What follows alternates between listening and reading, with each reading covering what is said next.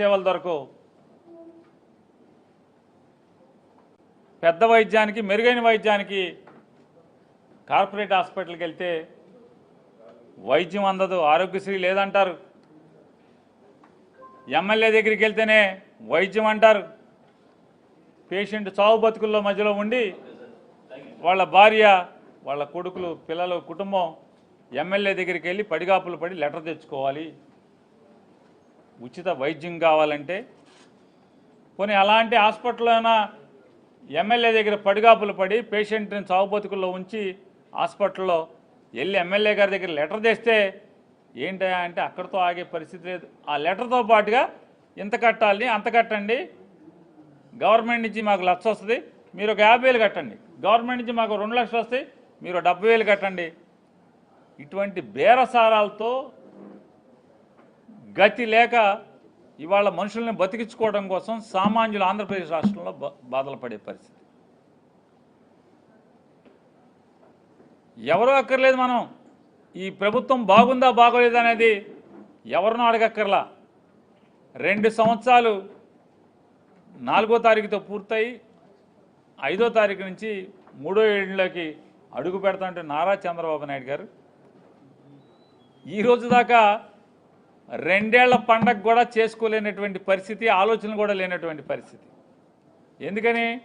వాళ్ళ అంతరాత్మకు వాళ్ళకి తెలుసు. నారా చంద్రబాబు నాయుడు గారి అంతరాత్మకి ఈ రాష్ట్రాన్ని సర్వనాశనం చేశాను, 2 ఏళ్లలో జగన్మోహన్ రెడ్డి గారు 5 ఏళ్లలో చేసినటువంటి ప్రజా సంక్షేమం కోసం చేసిన అప్పు కంటే కూడా ఏ సంక్షేమం అమలు చేయకుండా ఒక్క పెన్షన్లు మాత్రమే ఇస్తూ జగన్ గారి చేసినటువంటి అప్పుని 2 ఏళ్లకే నిండకుండానే దాటేశాను. ఆ డబ్బు ఏం చేశామంటే కనపడిన పరిస్థితి. ఒక అమరావతి పేరుతో సెల్ఫ్ సస్టైన్డ్ క్యాపిటల్ అని చెప్పి ఒక అమరావతి పేరుతోనే 1,00,000 కోట్ల రూపాయలు అప్పులను తీసుకొచ్చిన పరిస్థితి. ఎక్కడ దాకా ఎందుకు? మెగా డిఎస్సి అనే పేరుతో ఎంత డగా డిఎస్సిగా దాన్ని చేశారు. మెగా డిఎస్సి అనే దాన్ని ఒక మెగా స్కామ్గా ఇవాళ తయారు చేసినటువంటి పరిస్థితి మనం చూస్తున్నాం. అమరావతిలో అవినీతి విపరీతంగా ఉందని చెప్పని వైఎస్ఆర్ కాంగ్రెస్ పార్టీ కాదు, జగన్మోహన్ రెడ్డి గారు కాదు మాట్లాడేది. సాక్షాత్తు ఆ 29 గ్రామాల్లో ఉన్నటువంటి రైతాంగం ఎవరైతే భూములు ఇచ్చి ఇబ్బందులు పడుతున్నారో, ఈ రోజుకి ఫ్లాట్ ఎక్కడో తెలియదు. సినిమా ప్రొడ్యూసర్లకు అయితే ఫ్లాట్ ఎక్కడో తెలుస్తుంది. నారా చంద్రబాబు నాయుడు గారికి అమ్మటాకైన రమేష్ గారికి అయితే ఫ్లాట్ ఎక్కడో తెలుస్తుంది. లేదా ఓ పేపర్ ఆయన పిల్లలకైతే తెలుస్తుంది. కానీ ఈ రోజు దాకా కూడా ఆ 29 గ్రామాల్లో తాతలు, తండ్రులు ఇచ్చినటువంటి ఆస్తిని చంద్రబాబు నాయుడు గారి మాటని నమ్మి మోసపోయినటువంటి రైతాంగానికి మాత్రం ఈ రోజు దాకా ఫ్లాట్ ఎక్కడో తెలియదు. వాళ్ళ కొడుకులకి లేదా మనవాళ్ళకి మన పొలం వదులుకున్నాం, ఈ ప్లాట్ మందని చూపించుకోలేనటువంటి స్థితిలో మానసికంగా రోధిస్తున్నటువంటి పరిస్థితి. మరి డిఎస్సి అక్కడితో బయలుదేరి కాంట్రాక్టుల్లో దగ, కాంట్రాక్టుల్లో అవినీతి, లేదా పరిశ్రమలకు భూములు ఇచ్చే పేరుతో అవినీతి. ఫ్యాక్టరీ కట్టుకుంటారు వాళ్ళు, రూపాయి అంటాడు, ఫ్యాక్టరీ ఉండదు, ఏముండదు, రూపాయికి అంటాడు. బరి తెగించినటువంటి ఏదో సామెతగా ఉంది, తినమరిగిన కోడి ఇల్లెక్కి కూసిందంట. అంటే నన్నే బాగా తినటం మరిగిపోయి నన్ను ఎవడేం చేయలేడు, నా పేక్కోలేడు, నన్ను మాంసం వండుకోలేడు అని చెప్పని ఆదివారం పూట కూడా ఇల్లెక్కి కూసిందన్న సామెత ఉంది. నారా లోకేష్ గారు, ఈ రాష్ట్ర ముఖ్యమంత్రి చంద్రబాబు నాయుడు గారు కొడుకు చెప్తాడు, అవును భాయ్ ఇస్తాం భాయ్, ఎకరం కాదు, 2 ఎకరాలు కాదు, గజం కాదు, మొత్తం అంతా రూపాయికి ఇస్తానన్నమాట. ఎవరా స్థితి? అంటే అవినీతి చేయటానికి బరి తెగింపు, భయం లేదు, బాధ్యత లేదు. ఆఖరికి ఈ సమాజానికి పిల్లల్ని, అంటే ఈ సమాజానికి పౌరుల్ని, ఉత్తమ పౌరుల్ని, ఉత్తమమైనటువంటి ఉద్యోగస్తుల్ని, ఇంజనీర్లని, డాక్టర్ని, సైంటిస్టుల్ని, న్యాయవాదుల్ని, ఇలా వారు వీరని లేకుండా సమాజానికి మంచి పౌరుల్ని తయారు చేసి బయటికి పంపాల్సినటువంటి విద్యా వ్యవస్థలో కూడా స్కాములు చేసేటువంటి దౌర్భాగ్య స్థితి వాళ్ళ నారా చంద్రబాబు నాయుడు గారి ప్రభుత్వం. బీడీలో స్టేట్ ఫస్ట్ ఎవడొస్తాడా అంటే అందులో పనిచేసేటువంటి కాంట్రాక్ట్ ఎంప్లాయీకి స్టేట్ ఫస్ట్ వస్తుంది. ఎక్కడైనా ఈ చోద్యం మనకు ప్రపంచంలో ఎక్కడా కనపడదు. లక్షల మంది పరీక్ష రాస్తారు, మెరిట్ లిస్ట్ పెట్టరు. ఎవరికి ఫస్ట్ ర్యాంక్ వచ్చింది, ఎవరికి సెకండ్ ర్యాంక్ వచ్చింది, ఎవరికి 100 ర్యాంక్ వచ్చింది, ఎవరికి 1,00,000 ర్యాంక్ వచ్చిందో, ఎవరికి 2 లక్షల ర్యాంక్ వచ్చిందో బోర్డు ఎట్టరు, ఎవరికి రాయరు, ఎవరికి చెప్పరు. ఆఖరికి సాక్షాత్తు హైకోర్టు మీరు మెరిట్ లిస్ట్ ప్రకటించండి అంటే కూడా ప్రకటించకుండా కోర్టును కూడా కాలిగోటుతో సమంగా చూసినటువంటి ప్రభుత్వం. ఆఖరికి నిస్సహాయ స్థితిలో బెంచ్ మీద నుంచి ఆ జడ్జి గారు ఎన్ని మురికి తిట్లు తిట్టాలని తిట్టాడా ఐఏఎస్ ఆఫీసర్లని, ఆ వెనకున్నటువంటి విద్యాశాఖ మంత్రిని. అయినా భయం లేదు, వెరుపు లేదు, బరితెగింపుకి. మెరిట్ లిస్ట్ లేకుండా మెరిట్ ఎగ్జామ్ కండక్ట్ చేయటం ఏంటో ఎవరికి ప్రపంచంలో అర్థం కాదు. మెసేజ్ వస్తుందంట, యు ఆర్ సెలెక్టెడ్. ఎవడాడు యు ఆర్ సెలెక్టెడ్? ఎవడాడు? ఎందుకు సెలెక్ట్ చేశారు? ఏ కేటగిరీ కింద సెలెక్ట్ చేశారు? ఓపెన్ కాంపిటీషన్లో సెలెక్ట్ చేశారా? బీసీ కేటగిరీ కింద సెలెక్ట్ చేశారా? ఎస్సీ కేటగిరీ కింద చేశారా? ఎస్టీ కింద చేశారా? లేదా వికలాంగుల కింద చేశారా? స్పోర్ట్స్ కోటాలో చేశారా? ఏమంతా మాయా మత్స్యంద్ర. ఇంతకన్నా పచ్చి మోసం దగా ఇంకేం కాలే. అంటే దిగజారి చంద్రబాబు నాయుడు ప్రభుత్వం దిగజారి అవినీతి చేస్తుంది, భ్రష్టుపట్టిస్తుంది. అంతకాకి ఈ డిఎస్సి జరిపినటువంటి ఈ మెగా డిఎస్సి మెగా స్కామ్ కంటే ఇంకా మనకేం కావాలి ఈ రాష్ట్రంలో? ఎంత మోసగారి ప్రభుత్వం అంటే ఎన్నికల్లో జగన్ కన్నా మేము ఎక్కిస్తామని చెప్పారు. జగన్ కన్నా ఎక్కువిస్తాం, సంపద సృష్టిస్తాం, సంపదలోంచి జనాలకు పంచి పెడతా ఉన్నారు. ఇది ప్రజాగాళం పేరుతో మేనిఫెస్టో, 2024 మేనిఫెస్టో. ఇవాళ జగన్ను చూసి గర్వంగా చెప్తాను, జగన్ దగ్గర నేను ఎమ్మెల్యే చేశాను, మంత్రి చేశానని. ఎందుకంటే మా ప్రభుత్వంలో విఆర్ఓ ఆఫీస్ దగ్గర నుంచి చీఫ్ సెక్రటరీ ఆఫీస్ వరకు వైఎస్ఆర్ కాంగ్రెస్ పార్టీ మేనిఫెస్టో అతికిచ్చి ఉండేది తలుపుల మీద. ఇవాళ మీ మేనిఫెస్టో ఎక్కడా అని అడుగుతున్నాను. మీ మేనిఫెస్టో ఎక్కడన్నా కనపడేటువంటి ఏ ఆఫీసులోన్నా కనపడతా? చీఫ్ సెక్రటరీ ఆఖరి ముఖ్యమంత్రి కార్యాలయం అయినా మీ మేనిఫెస్టో అతికిచ్చుందా? ఎందుకంటే దాని పట్ల మీకు బాధ్యత లేదు కాబట్టి మేనిఫెస్టో అక్కర్లా. మేనిఫెస్టోనేమి లెక్క చేసే పరిస్థితి ఉండదు. మేనిఫెస్టోని లెక్క చేయకపోగా అన్నీ ఇచ్చేసామని చెప్తున్నారు బరి తెగించి. అన్నీ ఇచ్చేశారండి. Super 6 super hit. ఏమి ఇచ్చారు? ఇచ్చిన బస్సును ఆపేస్తామని పరిస్థితి. ఆడవాళ్ళకి ఇచ్చినటువంటి బస్సు వల్ల మొదటి పేజీ అడ్వర్టైజ్మెంట్, ఓట్లేసే రోజు, జనం ఓట్లేసే రోజు మొదటి పేజీ అడ్వర్టైజ్మెంట్.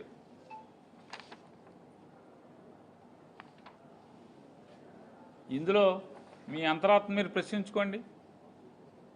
ఓటు అడిగిన తెలుగుదేశం కార్యకర్తలు బాధపడుతున్నారు. ఇంత పచ్చి మోసం చేస్తుందండి మన ప్రభుత్వం అని చెప్పాను. వారు వీరు కాదు, సాక్షాత్తు వాళ్ళు చెమటోడ్చి సంపాదించిన డబ్బుల్ని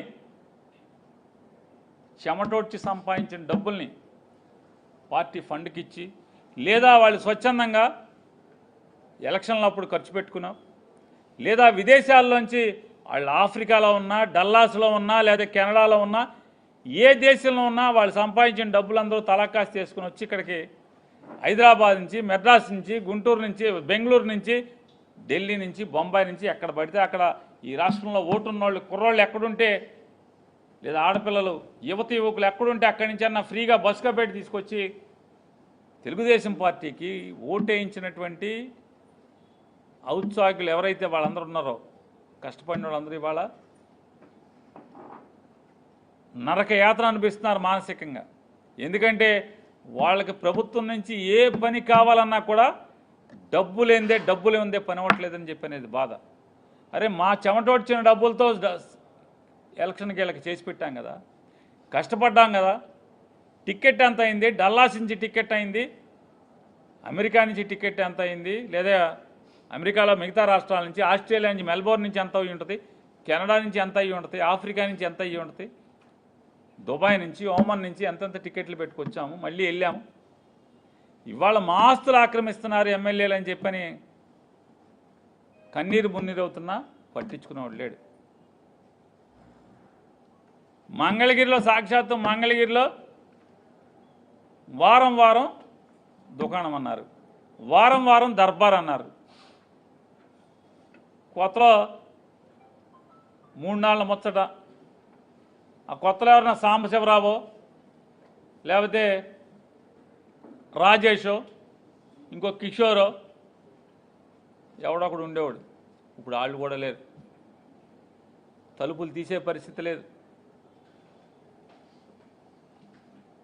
ఎన్నికల ముందు ఓట్లు అడుక్కునేప్పుడు మాత్రం జనసేన అధ్యక్షులు ప్రతి ఊరు వెళ్తారు, ఆ ఊరిలో కళ్యాణ మండపం తీసుకుంటారు, కుర్చీ వేసి కూర్చుంటారు, రండి రండి అందరూ రండి అర్జీలు నాకు ఇవ్వండి అంటారు.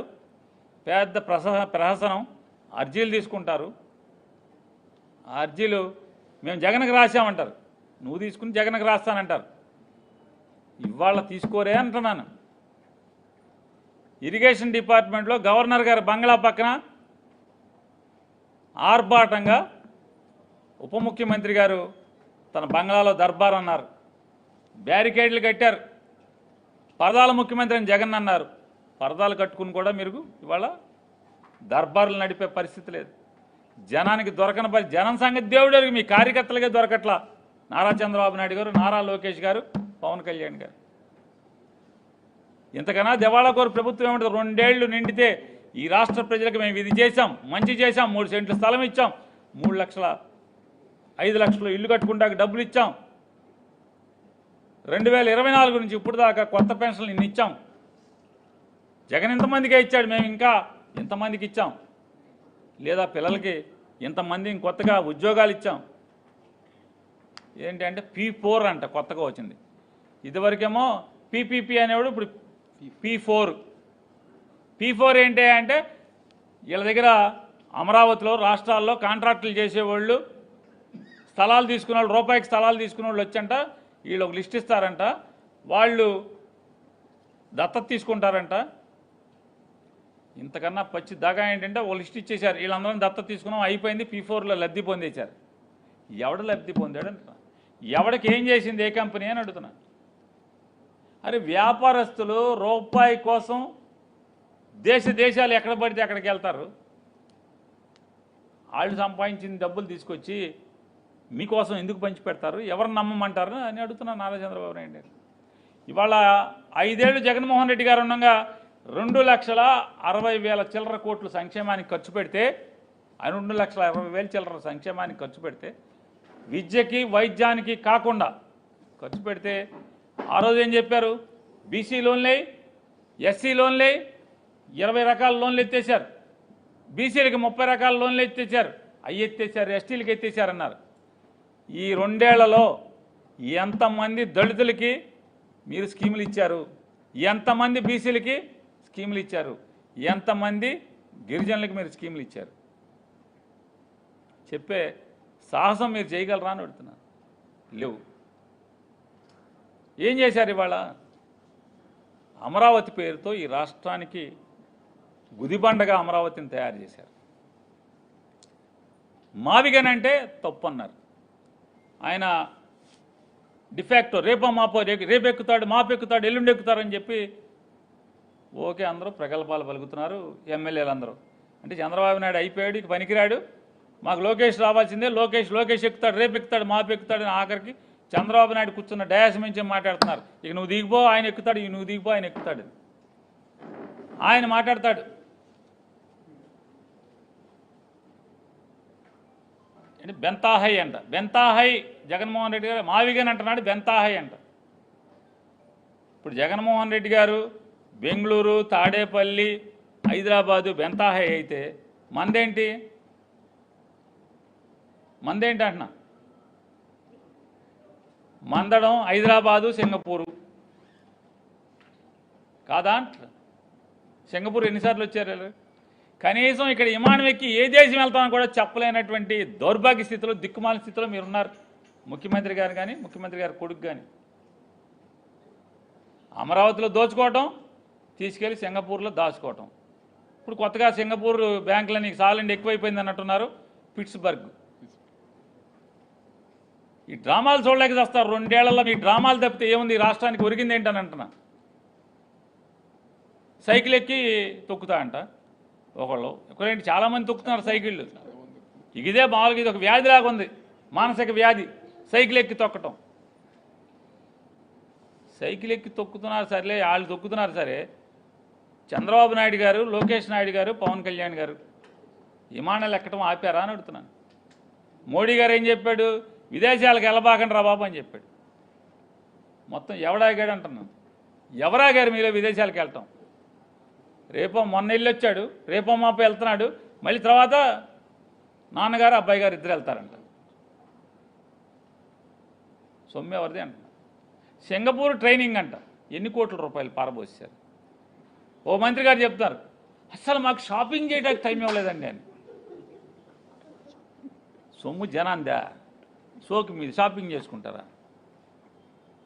నేను అడుగుతున్నా ఒక్క మాట, వెళ్ళొచ్చిన మంత్రి ఎవడన్నా ఒక్కడన్నా ఇన్ని కోట్లు మా సొమ్ము అవజేసేదారు కదా.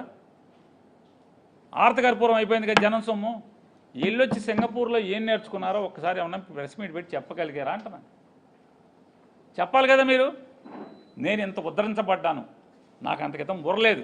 సింగపూర్ వెళ్ళొచ్చాక ఇంత బాగా నేను నైపుణ్యాన్ని సంపాదించానని చెప్పాలి కదా. ఒక మంత్రి గారు, ఆయనకి ఎన్నో కోట్లు అవుతాయి. ఆయన ఏంటి అంటే స్వీడన్ ఎక్కడికి వెళ్తా అంట. ఏంటంటే అక్కడ ఎలా మైన్లో ఉన్నటువంటి రాళ్ళని, మైనింగ్ ఇండస్ట్రీని ఎలా డెవలప్ చేయాలి. అసలు ప్రభుత్వానికి మైనింగ్ ఇండస్ట్రీకి సంబంధం ఏంటి? మైన్ లీజుకి ఇవ్వటమే కదా, మైన్ లీజుకి ఇవ్వటమే కదా ప్రభుత్వం చేసేది. మరి మీరు వెళ్ళి ఏం పావుకొస్తారు? వెళ్ళి జనం సొమ్ము ఆర్థకర్పూరం చేయటం తప్పితే ఏంటని అడుగుతున్నా. ఏంటది? ఎవడు మందలించడా? చంద్రబాబు నాయుడు గారు మీరు ఎవరిని ఎందుకు అదుపు చేయలేకపోతున్నారు? ఎమ్మెల్యేలను అదుపు చేయట్లేదు. ఒకటే మాత్రం ఒకటి వస్తుంది, ఒక 2-3 ఛానల్స్లో చంద్రబాబు నాయుడు సీరియస్, అమ్మాయి చేయబట్టుకున్నాడు సీరియస్, ఆ అమ్మాయిని రమ్మన్నోడిని సీరియస్, ఆడి పట్ల సీరియస్, బాగా తినేసినోడిని సీరియస్, ఎమ్మెల్యే బాగా మట్టి ఎత్తేస్తున్నాడు ఆడి మీద సీరియస్. ఆడు మాత్రం మట్టి ఆపడు, వీడు చేయబట్టుకోవడం ఆపడు, చేయలాగడం ఆపడు. Serious serious. ఏంటి సీరియస్? ఎవడికి సీరియస్? ఫారెన్ వెళ్ళటం ఆపరు, దోపిడీ ఆపరు, పేకాట ఆపరు, లంచాలు ఆపరు, ఏం ఆపరు? ఏ పరిస్థితి? సాక్షాత్తు మీ పేపర్లోనే రాస్తున్నాయి కదా, హాస్పిటల్ బాగాలేదంటారు. ఒక ఆయన మాట్లాడతాడు, ఆయన ఆరోగ్య శాఖ మంత్రి, మెడికల్ కాలేజీలు అమ్మే ఇచ్చేయాల్సిందే, మేము ఇచ్చేస్తాం, ఎవరికైనా ఇచ్చేస్తామంట. ఇవాళ ఈనాడులో నిన్న ఇవాళ రాశారు, ఎయిమ్స్ హాస్పిటల్ దరిద్రంగా ఉంది. All India medical sciences, all India institute of medical sciences మంగళగిరిలో ఉంది, దరిద్రంగా ఉంది. ఎందుకంటే ఆ పేపర్ ఆయనకి ఆంధ్ర హాస్పిటల్లో దరిద్రాలు కనపడవు, మంగళగిరిలో ఎయిమ్స్ హాస్పిటల్లోనే దరిద్రాలు కనపడతాయి. స్ట్రెచ్చర్ లేదు, అది లేదు, ఇది లేదు, డాక్టర్ లేడు, వైద్యం లేదు, టెస్టులు లేవు అంటున్నాడు.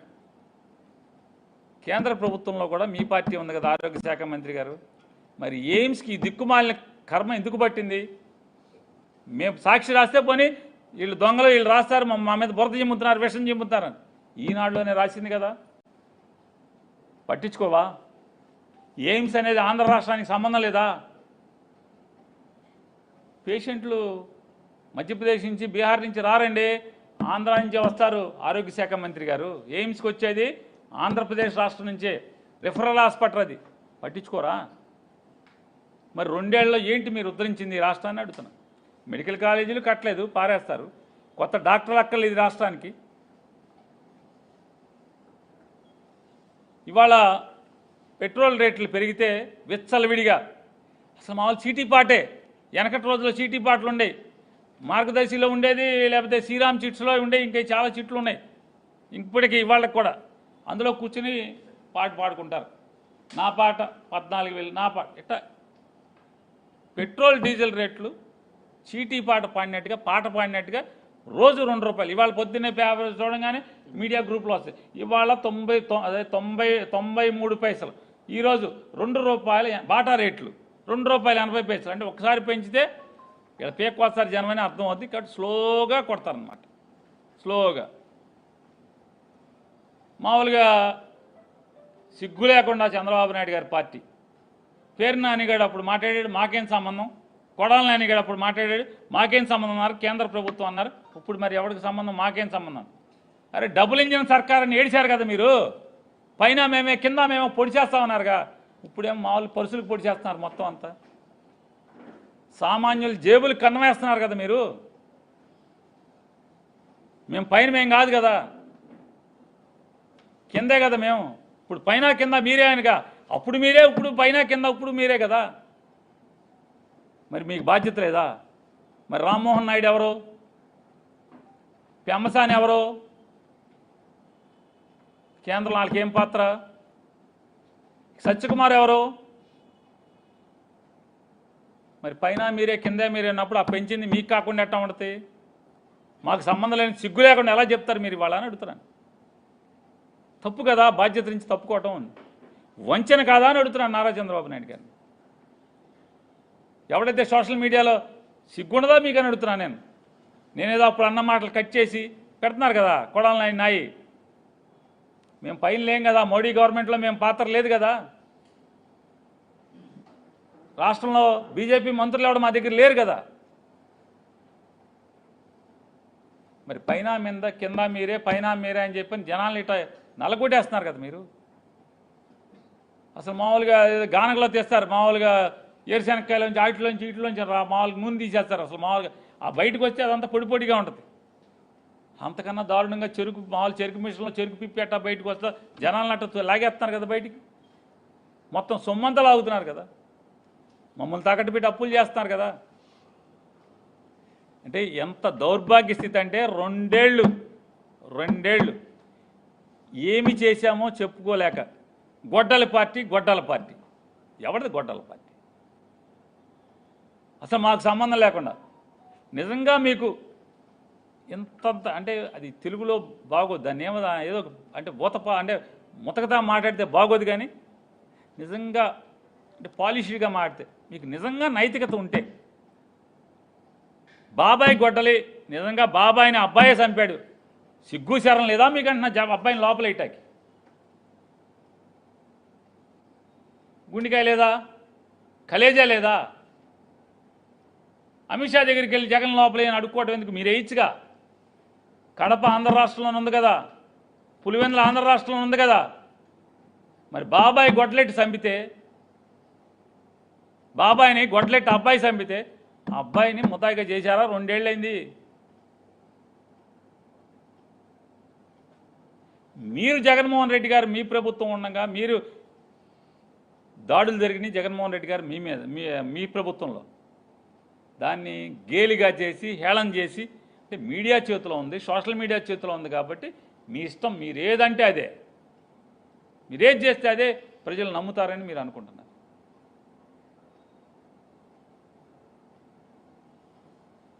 నిజంగా గొడ్డల పార్టీ సంగతి నిజం మీరు ప్రూవ్ చేయాలి కదా. మా పార్టీ ఎవరిని చంపిందో, ఎవరిని నరికి చంపిందో లోపల వేయాలి కదా. ముద్దాయిలు ఎవరున్నారు? వైఎస్ఆర్ కాంగ్రెస్ పార్టీ వాడు. ఎవడు మేము చంపి వేశారు మీరు? మమ్మల్ని ఎవరిని వేశారు? జగన్ గారిని వేశారా? ఎవరిని వేశారు? నీచంగా మీరు ఇంకా దిగజారి మాటకి బాబాయ్ గొడ్డలి అంటారు. మీది కదా తండ్రి కొడుకులది తడిగొడ్డల పార్టీ. మీ తడిగొడ్డ పార్టీ కాదా అంటున్నా. తడిగొడ్డలతో గొంతులు కోసే పార్టీ మీది. రామారావు దగ్గర నుంచి, పిల్లనిచ్చిన మామ దగ్గర నుంచి, ఓట్లేసిన జనం దగ్గర నుంచి, మిమ్మల్ని నమ్ముకున్న వాళ్ళ దగ్గర నుంచి, కార్యకర్తల దగ్గర నుంచి, జెండా మోసిన కార్యకర్తలతో సహా తడిగొడ్డలతో గొంతులు కోసే పార్టీ మీదే కాదా? మీ తడిగొడ్డ పార్టీ కదా. మీరు తడిగొడ్డ పార్టీ అయ్యండి, మళ్ళీ ఇంకా మమ్మల్ని గొడ్డల పార్టీ అన్నమాట. మీరు ప్రభుత్వంలో ఉన్నారు, మేము లేం కదా ప్రభుత్వంలో. మరి జగన్మోహన్ రెడ్డి గారు ఇన్ని గొడ్డల హత్యలు చేసి ఉంటే ఎందుకు మీరు చర్యలు తీసుకోవట్లేదు? లోపల వేయలేకపోతున్నారు. మీ దగ్గర ఆధారాలు ఉంటే వేయాలి కదా. దేవుడు సిగ్గట్లేదు అసలు మీకు. అసలు నిఘా వర్గాలు చెప్తే ఆయనేమో పడుకుంటాడు వెళ్ళి. ఇప్పటంలో గవర్నమెంట్ స్థలంలో ప్రహరీ గోడ కొడటానికి రోడ్డు వైడనింగ్లో అని చెప్పని రోడ్డు వైడనింగ్లో ప్రభుత్వ స్థలంలో ప్రహరీ గోడ కొడతంటే టాప్ ఎక్కి మరి ఊరేగుతావు.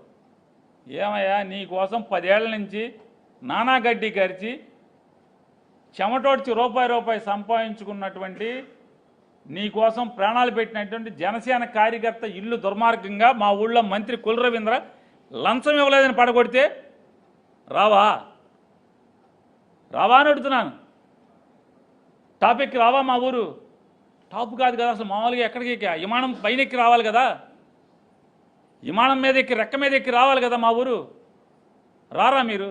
అంటే ఓట్లు వేసుకునేప్పుడు మాత్రం ఏది కావాలంటే అది వాడుకుంటాకి, 2017లో చచ్చిపోయినటువంటి ఆ అమ్మాయి కోసం, ఆ అమ్మాయిని 17లో జగన్ సీఎమ్మా, మీ ప్రభుత్వం పవన్ కళ్యాణ్ ప్రభుత్వం ఉంది కదా. సుగాలి ప్రీతిని ఎంత అడ్డంగా వాడుకున్నావు. సుగాలి ప్రీతి మరణాన్ని ముక్కుపచ్చల ఆరన్నటువంటి లేత పసిప్రాణం హై స్కూల్ చదివేటంటే కనీసం 15 ఏళ్ళు కూడా నిన్నటువంటి అమ్మాయిని చావుని మరణాన్ని నీ ప్రభుత్వంలో జరిగితే దాన్ని జగన్కి ఆపాదించి నీచంగా ప్రచారం చేసి ఇవాళ ఆ అమ్మాయి సుగాలి ప్రీతి నీ కులం ఏంటి, నీ తల్లి అంటే ఆ అమ్మాయి తల్లి కులమేం కావాలి నీకు? ఓ పక్కేమో కులమత రహిత సమాజాన్ని కావాలి, కులం లేని రాజ్యం కావాలని మాట్లాడుతూ ఉంటారు. మతం లేని రాజ్యం కావాలని ఓట్లప్పుడు అడుగుతారు, ఇప్పుడేమో సనాతని అంటాడు. కాబట్టి ఈ రాష్ట్ర ప్రభుత్వానికి 5 ఏళ్ళు 2 ఏళ్లలోనే నిండినటువంటి దౌర్భాగ్య స్థితి వాళ్ళు మనకు కనపడుతుంది.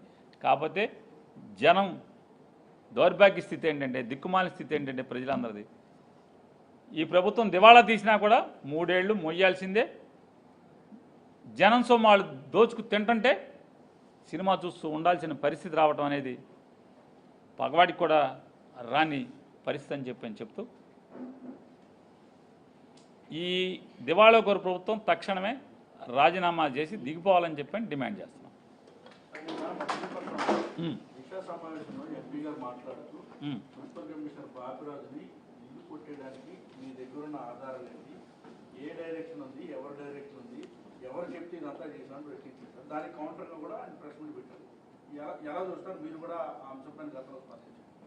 బందర్ ఎంపీ గారు మచిలీపట్నం మున్సిపల్ కమిషనర్ బాపిరాజు గారిని బాగా చెర్రాడాడు, చెడుగుడాడాడనే మీరు చెప్పేది? సార్, జనసేన నికార్సైనటువంటి కార్యకర్త, వాళ్ళ స్వగ్రామం గోపువానిపాలెం, వాళ్ళు వచ్చి బందర్లో అద్దెంట్లో ఉంటూ గోల్డ్ కవరింగ్ పని చేసుకుంటూ రూపాయి కూడబట్టి 4 సంవత్సరాల క్రితం స్థలం కొనుక్కున్నారు. 4 సంవత్సరాల క్రితం స్థలం కొని మొన్న ఈ మధ్య కాలంలో ఇల్లు కడతం బిగించేశారు. ఇల్లు కడతం బిగించేస్తే మున్సిపల్ ఆఫీసు వాళ్ళకి కట్టాల్సినటువంటి డబ్బులన్నీ కూడా, ప్లాన్లకు కట్టాల్సిన డబ్బులన్నీ కూడా కట్టేశారు. కానీ కొల్లు రవీంద్ర గారికి బ్రోకర్గా ఉన్నటువంటి ఒక మనిషికి లంచం అడిగారు. గజానికి ఇంత డబ్బులు ఇవ్వండి, 5,000 10,000 ఇమ్మని అడిగారు. వాళ్ళు మేము జెండా మోసాం, ఈ గవర్నమెంట్ రావటానికి, ఎమ్మెల్యే గెలవటానికి మా ఆహర్నిశలు పగలు రాత్రి తేడా లేకుండా మేము పనిచేసాం కాబట్టి మేము డబ్బులు ఇవ్వము అని చెప్పారు. వాళ్ళు ఇల్లు మొదలెట్టుకున్నారు. ఇల్లు మొదలెట్టుకుంటే దాన్ని కూలదోశారు. ఎప్పుడు? ఏప్రిల్ 1వ తారీఖున కూలదోశారు. ఏప్రిల్ 1వ తారీఖు కూలదోసే ముందు రోజు 31వ తారీఖు జనసేన కార్యకర్తలు, ఒక తెలుగుదేశం పార్టీ సర్పంచ్ గారు, గోపాలన్ సర్పంచ్ గారు R&B గెస్ట్ హౌస్లో మంత్రి గారి దగ్గరికి వెళ్ళి వేడుకున్నారు, కాళ్ళ మీద పడ్డారు. నాకు ప్రెస్టేజ్ ఇష్యూ అది, తర్వాత మాట్లాడుకుందాం, ఇప్పుడు ఎవరు కుదరదు, మీరు వెళ్ళిపోండి అని చెప్పారు. నాకు ప్రెస్టేజీ అని చెప్పారు. 1వ తారీఖు సాయంత్రం జేసీబీ తీసుకెళ్ళి కొద్దిగా కొట్టారు. జేసీబీకి ఆ ఇల్లు లొంగలేదు. 2వ తారీఖున, ఏప్రిల్ 2వ తారీఖున 200 ప్రొక్లైన్ ఒకటి తీసుకెళ్ళి జేసీబీతో కూడా కలిపి, 2 కలిపి దాన్ని తునాతునకలు చేయడమే కాకుండా నేలమట్టం చేశారు, పప్పు చేశారు దాన్ని. 1వ తారీఖుని కొట్టినప్పుడే మా ఎంపీ గారు మరి వెంటనే దిగిపోవాలి కదా. 2 పగవాడికి కూడా రాకూడదని కష్టం వచ్చింది అన్నప్పుడు 1వ తారీఖు కొద్దిగా కొట్టినప్పుడు, చిన్నగా స్టార్ట్ చేసినప్పుడు 1వ తారీఖే వారు ఆగమేఘాల మీద వచ్చేయాలి కదా. వచ్చి 2వ తారీఖు పొద్దున్నే జిల్లా కలెక్టర్ని, ఎందుకంటున్నానండి జిల్లా కలెక్టరు, మున్సిపల్ పాలకవర్గం ఎన్నిక కాబడినటువంటి పాలకవర్గం మార్చి 17, 19 టర్మ్ అయిపోయింది, దిగి ఇంటికి వెళ్ళిపోయారు. జిల్లా కలెక్టర్ గారు బాలాజీ గారు మార్చి 18 నుంచో 17వ తారీఖు నుంచో సబ్జెక్టు కరెక్షన్ డేటు ఆయన బాధ్యతలు తీసుకున్నారు. స్పెషల్ ఆఫీసర్గా జిల్లా కలెక్టర్ ఉన్నాడు. నిజంగా ఆయన నిలదీస్తే ఎవరిని నిలదీయాలి? పక్కన కూర్చున్న జిల్లా కలెక్టర్ కదా. కీలుబొమ్మ తోలుబొమ్మ లాంటి మున్సిపల్ కమిషనర్ బాపిరాజుని అడగటం వల్ల ఎవడి కళ్ళనీళ్ళు తురుస్తారు? 8వ తారీఖు మా ఎంపీ గారు వచ్చారు. 8వ తారీఖు మా ఎంపీ గారు వచ్చారు వాళ్ళని పరామర్శిస్తాకి. ఎందుకని? జనసేన కార్యకర్తలు, జనసేన వాళ్ళు ఎవరైతే ఉన్నారో కూటమికి మోసారో పల్లకిని, వాళ్ళందరూ రివర్స్ అవుతున్నారని తెలిసి 2వ తారీఖు జరిగితే 3వ నేలమట్టం చేస్తే 8వ తారీఖు వారు వచ్చారు. డబ్బులు మొత్తం నేను భరిస్తానని చెప్పారు. 8వ తారీఖు మున్సిపల్ కమిషనర్ని వారి క్యాంపు కార్యాలయానికి పిలుచుకున్నారు. మున్సిపల్ కమిషనర్ గారిని క్యాంపు కార్యాలయాన్ని పిలుచుకుంటే మున్సిపల్ కమిషనర్ గారు ఏం చెప్పారు? సార్, మంత్రి గారికి అంతా తెలుసు, నేను ప్లాన్ ఇవ్వలేను, ఇస్తావా నువ్వు ఇవ్వా అంటే మంత్రి గారితో మాట్లాడి మళ్ళీ వస్తాను సార్ అని లేచి వెళ్ళిపోయాడు కమిషనరు. మరి ఏం చేయాలి? మంత్రి గారితో మాట్లాడాలి కదా. మంత్రి అవసరమైతే మంత్రి గారు ఇంటికి వెళ్ళాలి కదా. మంత్రి గారు ఎక్కడుంటే అక్కడికి వెళ్ళి, అరే ఓటర్ సంగతి దేవుడెరుగు, నీ కార్యకర్త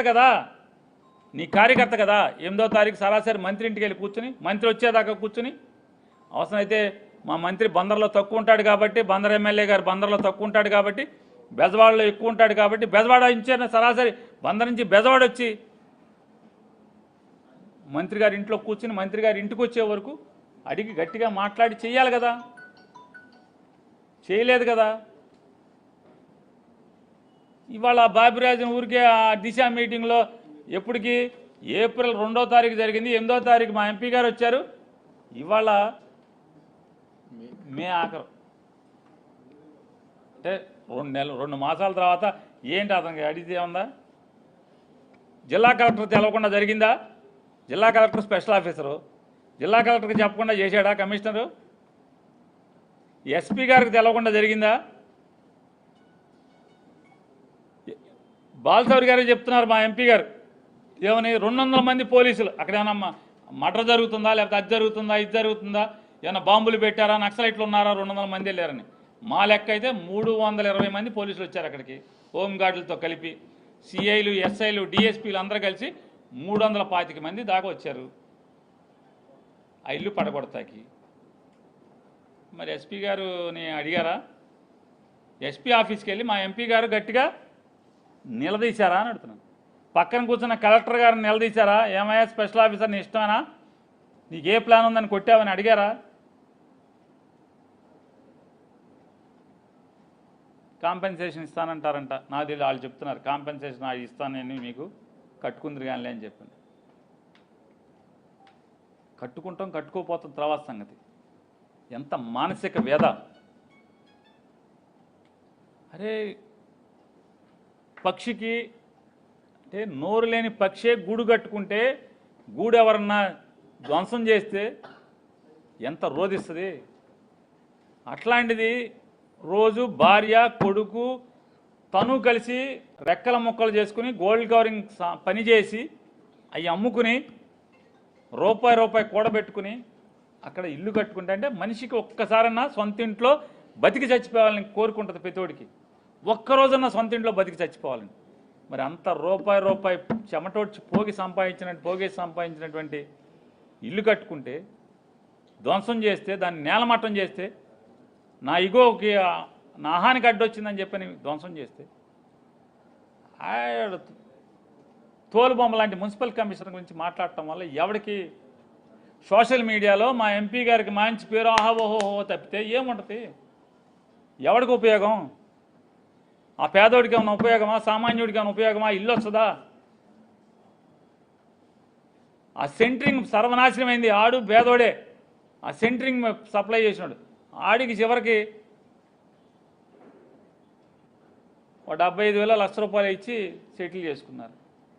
ఆ సెంటరింగ్ కూడా ఏమైపోవాలి, వీళ్ళు మానసికంగా ఎంత చచ్చిపోవాలి. ఒకటి ఈ రాజకీయ డ్రామాలు కట్టిపెట్టి మేము కొల్లు రవీంద్రని డిమాండ్ చేస్తున్నాం. ఏ ఇంటికి నీకు ప్లాన్ ఉంది? ఏ ఇంటికి ప్లాన్ ఉంది?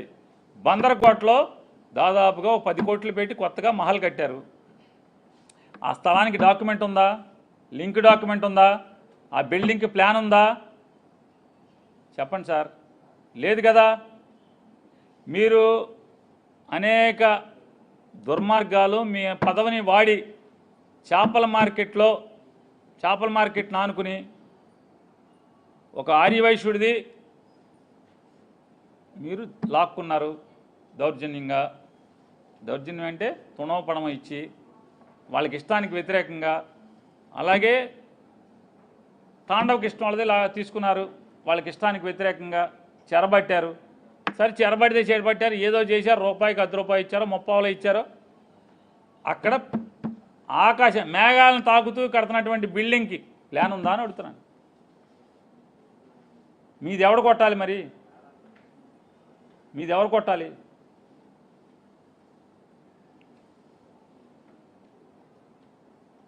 పాపం పండే రోజు వచ్చినప్పుడు, పెదప బుద్ధులన్నీ కూడా పంటకు వచ్చినప్పుడు ఇటువంటి పాపాలు తప్పులు చేస్తానే వెళ్తూ ఉంటారు. శిశుపాలుడి తప్పులు శ్రీకృష్ణుడు లెక్క పెట్టినట్టు ఆంధ్ర రాష్ట్ర ప్రజలు కొల్లు రవీంద్ర దగ్గర నుంచి నారా చంద్రబాబు నాయుడు వరకు ఈ 2 సంవత్సరాల్లో చేసిన ప్రతి పాపాన్ని శ్రీకృష్ణుడు లెక్క పెట్టినట్టుగా లెక్క పెడుతున్నారు. మీ పాపం పండే రోజు ఎప్పుడు వస్తుందా అని ప్రజలు ఎదురు చూస్తున్నారు. కాబట్టి